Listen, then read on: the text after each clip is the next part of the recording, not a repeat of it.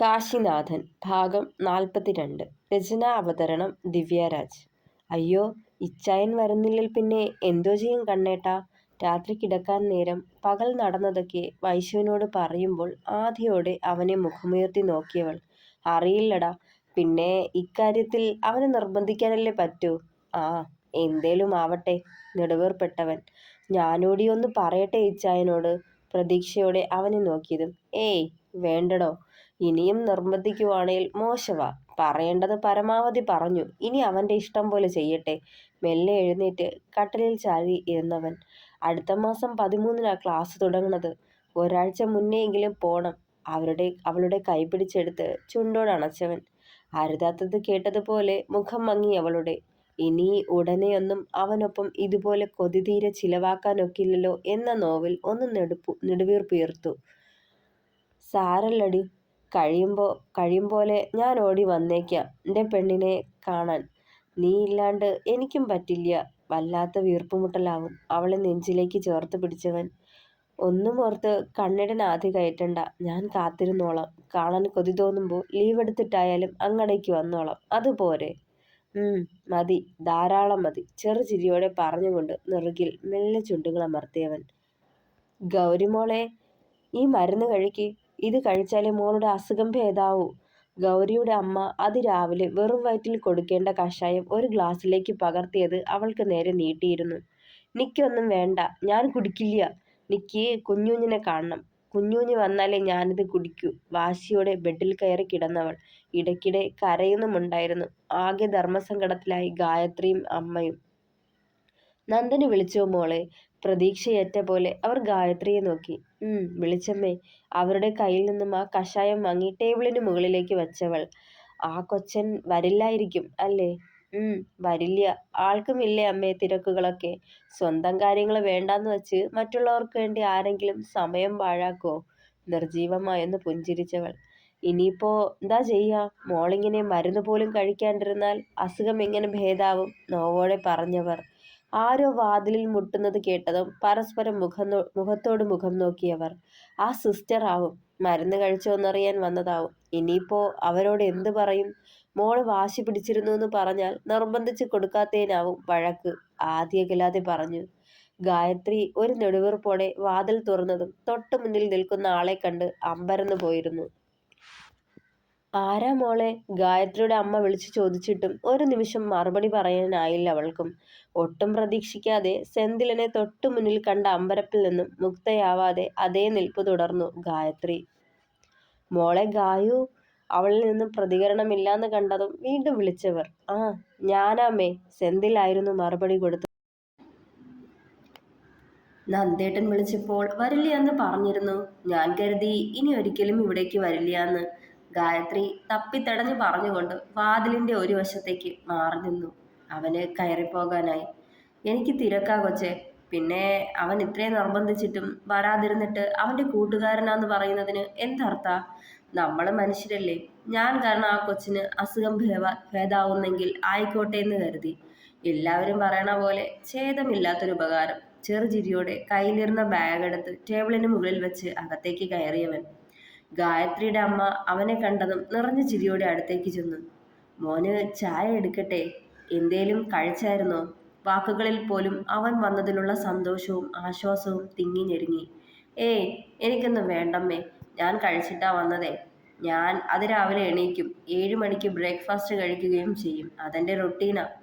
അവന്റെ വർത്തമാനം കേട്ടെന്ന പോലെ തലയിണയും കെട്ടിപ്പിടിച്ച് കട്ടിലിൽ കൂനിക്കൂടിയിരുന്നവൾ മെല്ലെ മുഖമുയർത്തി നോക്കി.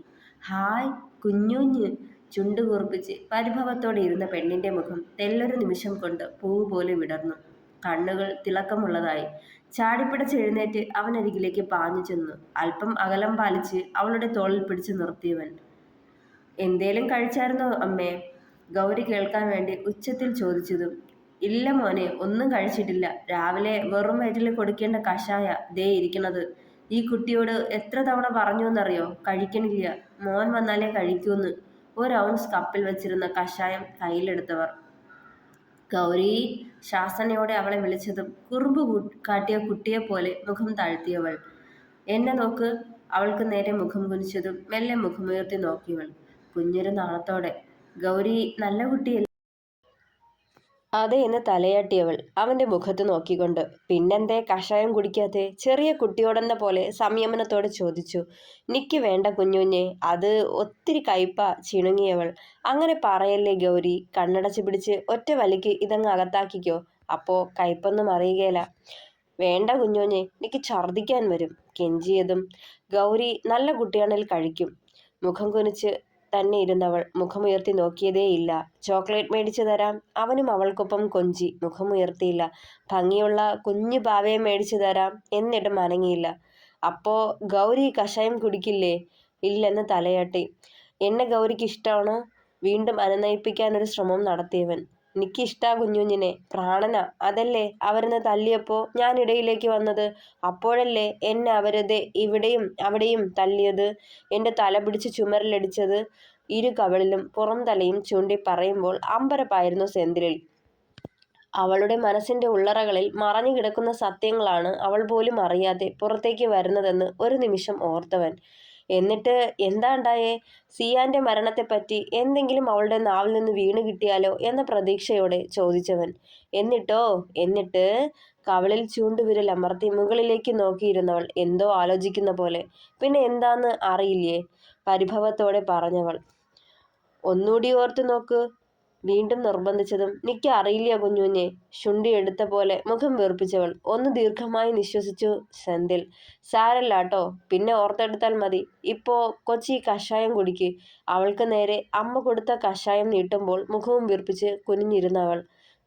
എന്തേ? കുടിക്കടാ, അവൻ വീണ്ടും നിർബന്ധിച്ചു. നീ കൊച്ചേന്ന് വിളിക്കണ്ട.